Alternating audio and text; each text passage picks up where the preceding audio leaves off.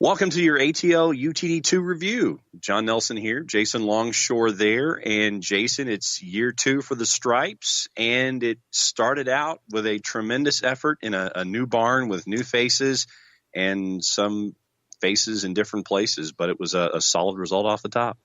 Yeah, big win for ATL UTD2 in the home opener. Goals from Jon Gallagher and Brandon Vasquez, to MLS players really trying to state their case that they need time in Major League Soccer with the first team. That's what ATL UTD2 is here to do. They are set to get players ready for the next level, whether it's an academy player like George Campbell, who was the man of the match, or first-team players who are getting some time. It's a bridge, and it was a bridge to a big win over Hartford Athletic on Saturday.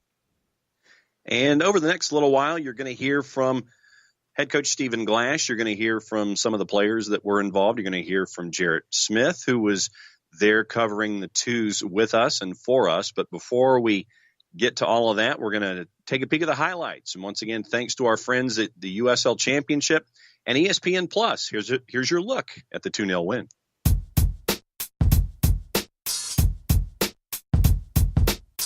We are ready to go for the USL Championship. There's your whistle, and we are underway from fifth third. Right by Vasquez, in by Gallagher. It's in the back of the net. First goal of the season to the Stripes as we turn minute 30. Doesn't break his stride. I think Vasquez might have actually mishit that off. Wojcik looking with the left. Pogba thought about stepping into the lane, but sent in, and Wojcik just missed.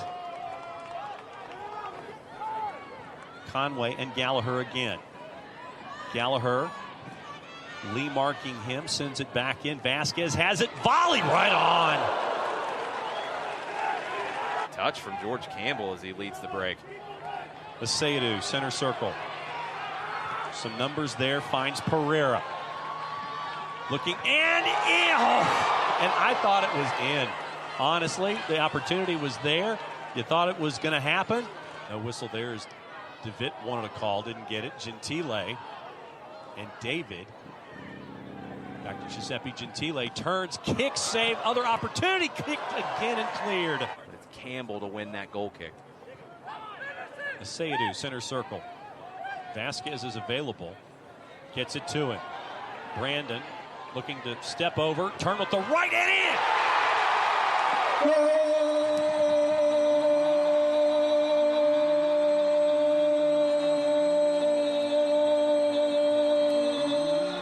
To the far side netting, and you didn't see the running around reaction out of Vasquez. He knew he should have had one earlier. He gets that back with this. Ruthven will send it forward. Didn't get all of it. Tyler David is there. Gentile now. Good ball from Gentile. Trying to spring Steves, and Steves with the right. Brendan Moore comes up with the right paw to send it over the bar. Corner kick. Aseydu will vent now. Center circle. Looking to spring Fernando. He does. Turns on Lee. Launch with the left. And just gets in front of it. That was pretty much a catcher pass ball block kind of a save deal. I'm sure the most positive thing for the fans watching is having a team to support. Yes. And work, and just missed the bar again. Just missed off the near post again. Huge save from Lissick. Yeah, Skiz. And that'll do it. So the maiden voyage for Hartford Athletic ends up showing up at the Third Bank Stadium at Kennesaw, and the Stripes, ATL UTD 2, get their first win of the season here in match week 1 in 2019.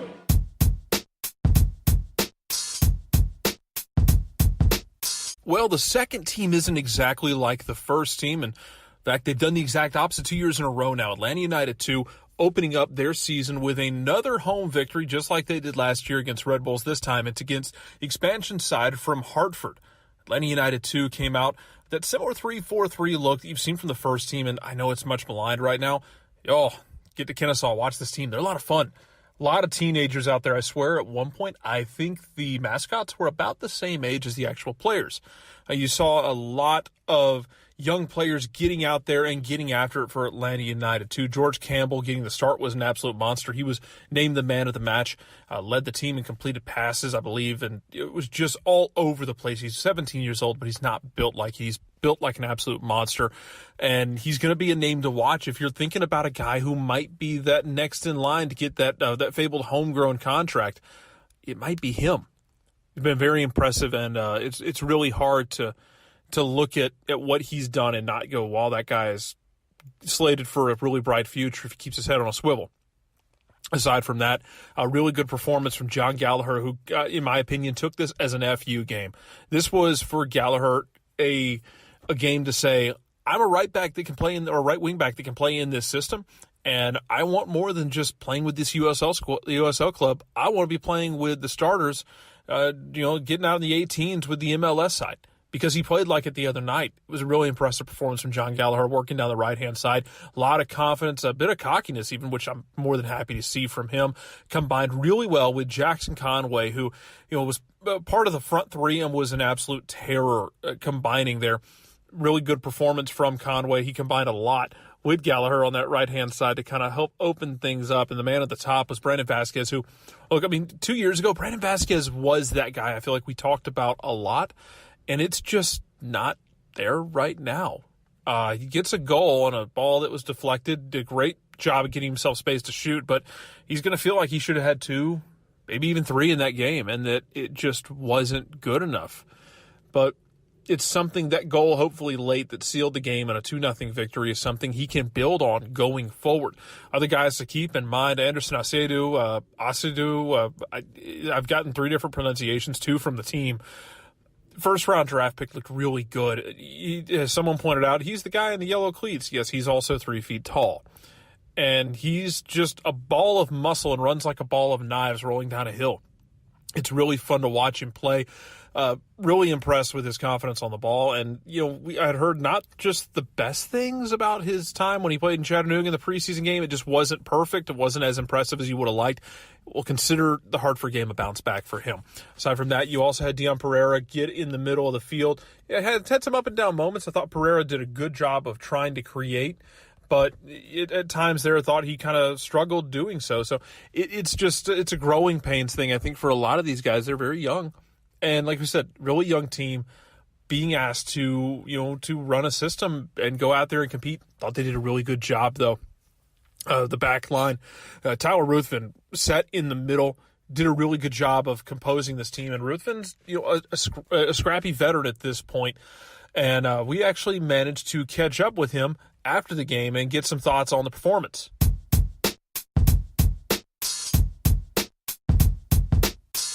I mean, it's hard to complain. We had more chances, and I think maybe for last 10 minutes of the first half, first 5 minutes of the second half, we were a little too casual. We let them back into it. I think later in the season we could have closed that game out in the first half, and then middle of the second half we could have blown it open again. So, we ended up the 2 we finished were the most awkward of the chances. The best chances we had, we missed. But what I was happy with, we showed a bit of balls, and that wasn't there last year. So I was happy to see that. Can you tell us more about George Campbell being named the man of the match, about his performance tonight? Yeah, I was proud of him. He's a kid, and when I was his age, I certainly wasn't playing in a situation like this.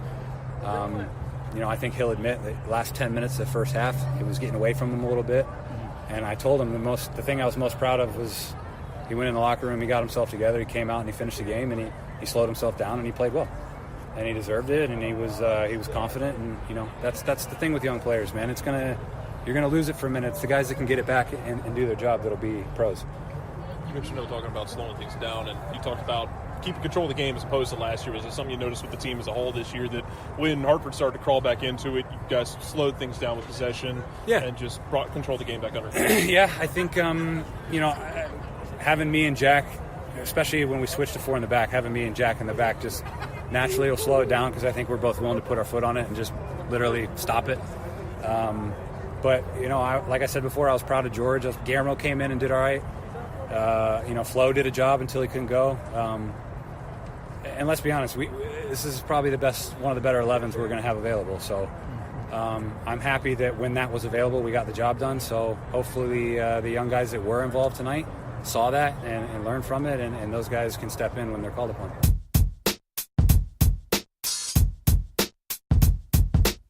Aside from Ruthven, we were also able to hear from the man of the hour, Jon Gallagher, who scored the first goal of the season for Atlanta United on a ball where he laid it off to Vasquez. Vasquez's shot was blocked, falls right to Gallagher, and he did not miss burying it in the net. And a really good performance by him. He's scored in both of the season openers for Atlanta United, too. 3 goals in 2 games when it comes to opening seasons up, and he had nothing but good things to say.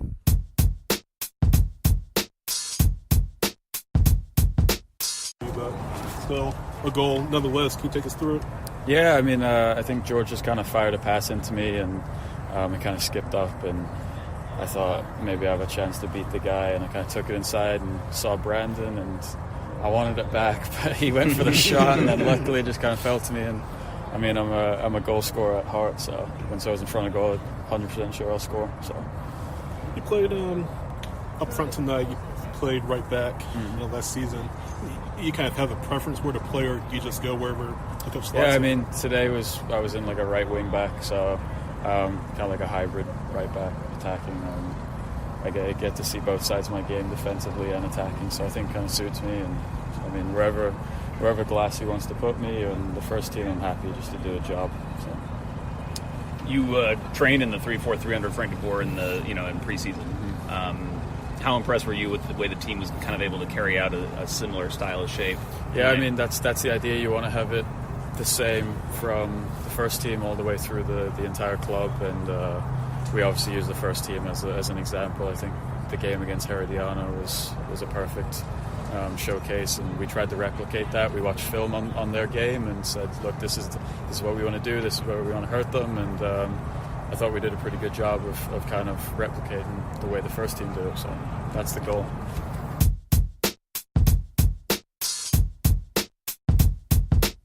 Finally, the new head coach, Stephen Glass, comes into this team after Scott Donnelly left after the first season.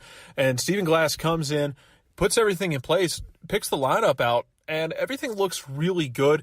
And he was certainly happy with what he saw from Week 1, Game 1 for Atlanta United 2.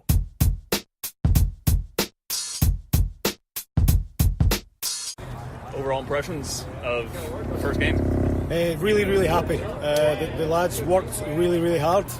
Some good performances in it too. Great quality on the ball, work rate off it, and looked like they wanted to fight and win the game. So I'm really, really happy with the group. How happy were you with the way they were so tactically flexible throughout the night? Looks like you went to a back 4 towards the end there. Yeah, I think that there's a group of players that know what they're doing. So we've worked on 2 or 3 things during the pre-season as best as we could. We even changed the 3-4-3 shape in the first half as well, because we felt it could help Dion a little bit. He was feeling his legs a touch, and we managed to keep him on the field for the 90 minutes with a slight tactical change and then a shape change. So the players understood it well and carried out everything that we asked them to do. So really happy with them all. Is that the plan moving forward, just kind of tweaking that formation depending on the game situation? That's always going to be the case. I think certainly with this team, and then within the game, they were causing a few problems first half, and I felt there was a different way that we could potentially cause them a little bit more and be a little bit more protected ourselves. So that's why we changed, and I think if the players do it, then it looks like a good move. If they don't, it doesn't. So it's well done to the players. Your thoughts on Anderson and George Campbell tonight? Really good. Good group of players, played really, really well. Several very, very good performances within it. I could start singling guys out, but I think I'll leave that to you guys to do that. The man of the match is selected, George Campbell, guy that can still be playing in the academy. So congratulations to the academy for putting a player like that on the field. Obviously Will Vince in there as well, Jackson Conway, George Bello can still be playing within the academy. So for the club moving forward, it's a great night. John and Jackson were really well combining in the first half, especially as they were causing lots of problems. Was that something you saw before the game that you wanted to exploit, or was it just flow of the game, this is what we're going to do? Yeah, well, there was a choice of players. We could have played where Jackson Conway played, and we just felt like Jackson could affect the game the way we wanted it to be affected, especially with the help of Jon Gallagher, with the legs and the energy and the quality he provides on that side. So we felt they could affect the game as everybody else could, but they did everything we asked of them, yes.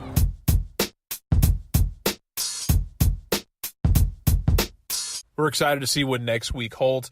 John, Jason, back to you guys. Let's get your thoughts on this.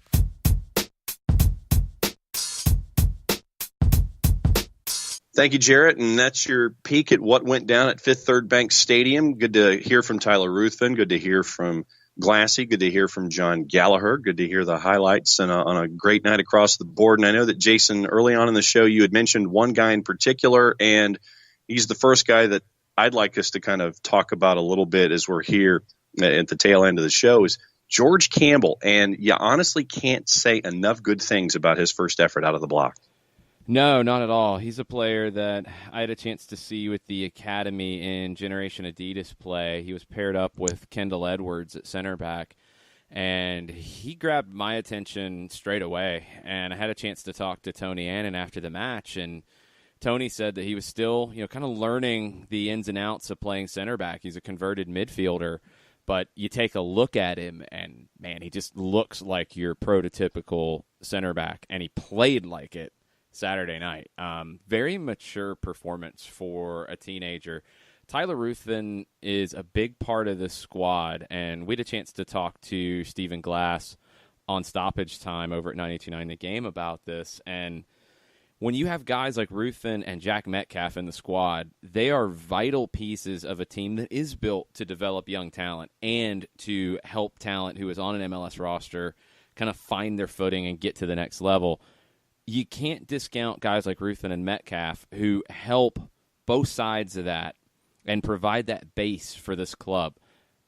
George Campbell playing next to Tyler Ruthven made his life a little bit easier, helped him to the performance that he had, but also helped him bounce back from really one mistake in the match to have a great second half. And I know that, honestly, with the performance that we saw, you could sit there and literally put all of the names of everyone who participated in a hat, pull out a name, and sit there and say, yes, we can talk about this person without any second thought. And I've got about 35 names running through my head, so I'm just going to defer to you as to the next guy that you want to talk about on your list. Throw who you want to throw at me. Whoever you want. Will Vint. Another academy player, came on second half, a lot of confidence.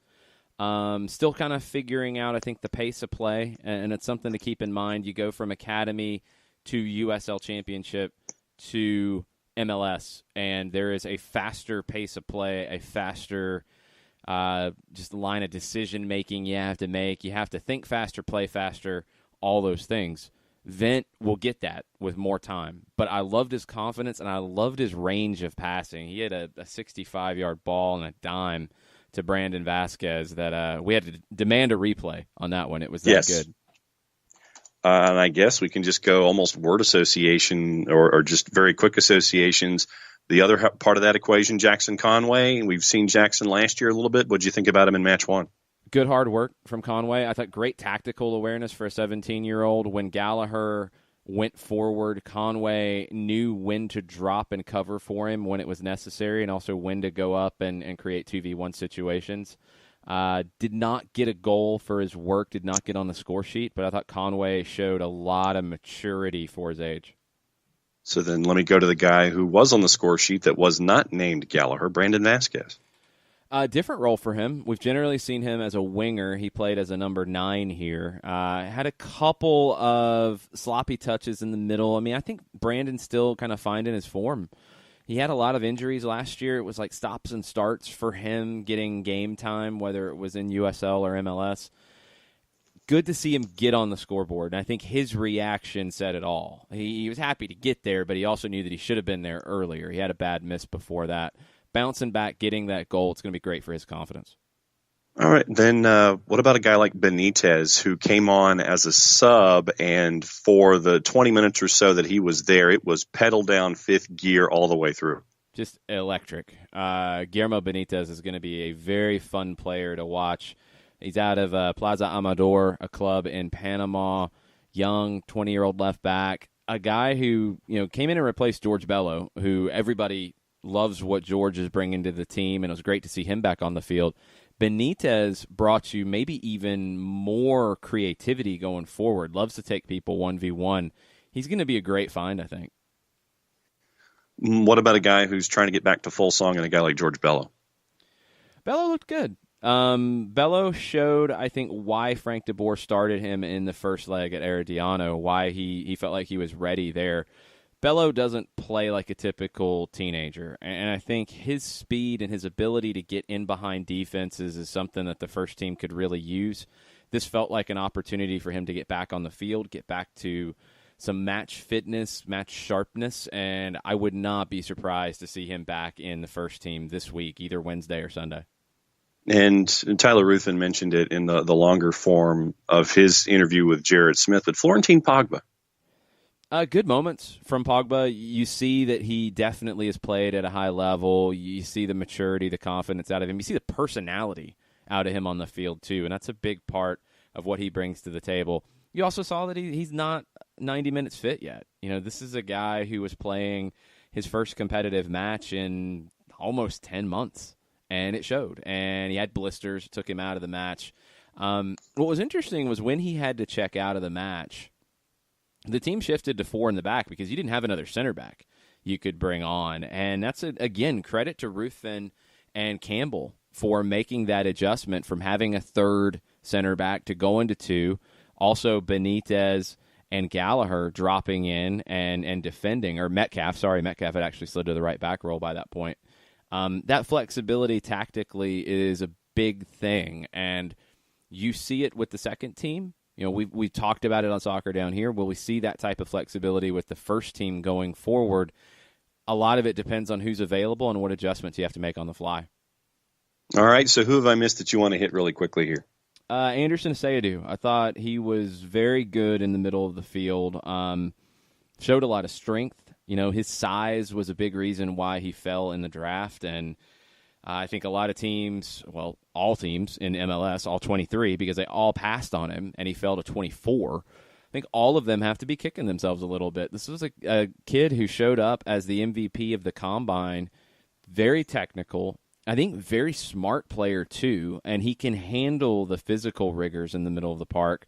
It'll be good for him to not have to jump straight into an MLS squad. He can play primarily USL Championship this year, maybe some Open Cup, maybe some time with the first team if it's needed and if his form is there.